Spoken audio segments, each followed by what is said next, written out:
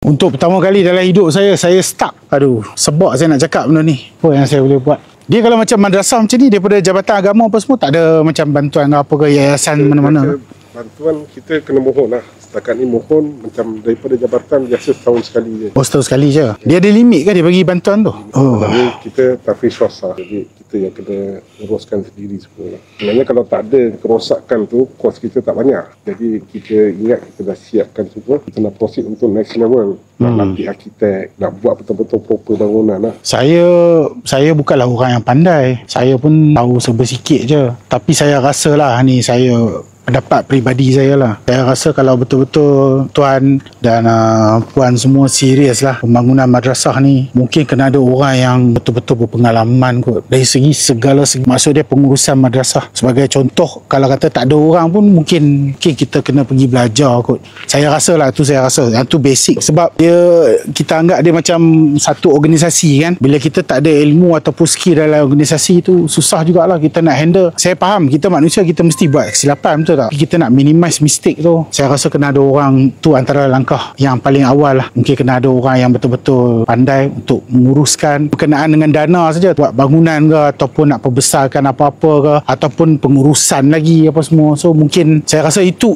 pandangan saya lah, orang insan yang betul-betul tak berapa tahu sangat pasal pengurusan madrasah ni. Dana saya rasa bukanlah nak kata isu yang kecil, dia isu yang besar juga. Sebab bila melibatkan public fund ni terlalu banyak sangat, dia jadi problem ni pasal di kalangan orang kita lah. Benda ni bukan baru, benda ni dah lama dah. Orang kita suka, sebab saya nak cakap benda ni, pecah manah. Bila pecah manah, tak ada kepercayaan. Bila tak ada kepercayaan daripada masyarakat, jadi macam ni lah, susah. Kalau tidak, sepatutnya kita orang Islam ni satu institusi yang sangat kuat. Kita sama-sama kita boleh bantu pemudahkan urusan, yang tu basic. Sekarang macam ni lah, saya tak janji apa-apa. Saya akan balik pahalusi dulu. Tapi sekarang ni yang ikut pemahaman saya, dana yang sangat urgent yang diperlukan adalah 100,000 tu lah kan. Tengok sama ada melibatkan public. Saya rasa the best is melibatkan public. Cuma tak tahu lagi idea tu macam mana. Dan kalau boleh, saya pun nak bukan setakat yang 100,000 tu, kalau boleh kita settlekan the whole lump sum 300 tu. Semoga pengurusan tu ataupun nak menguruskan tu tak ada macam halangan dah. Dah ada dana. Kalau salah urus juga, yang tu you jawab dengan Tuhan lah. Saya tak janji, tapi saya cuba balik, cuba ikhtiarkan tengok macam mana. Saya pun tak tahu cara macam mana. Saya pun tengah hang sekarang ni. Apa saja yang saya buat ni, semua atas ihsan agama dan juga budak-budak yang dalam tu lah. InsyaAllah lah kita usahakan apa yang boleh. Saya balik, saya fikirkan dulu apa yang saya boleh come out, nanti saya akan contact balik. Ini profil Mahat, semua kelulusan Mahat ada dalam ni. Ada dalam ni ya.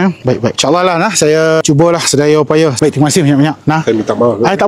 Tak ada masalah. Terima kasih lah sebab tarik saya sekali. Mana tahu ni asbab saya, nanti Allah pemudah sakaratul maut saya ke apa ke. Tua ni semua fikir mati ya.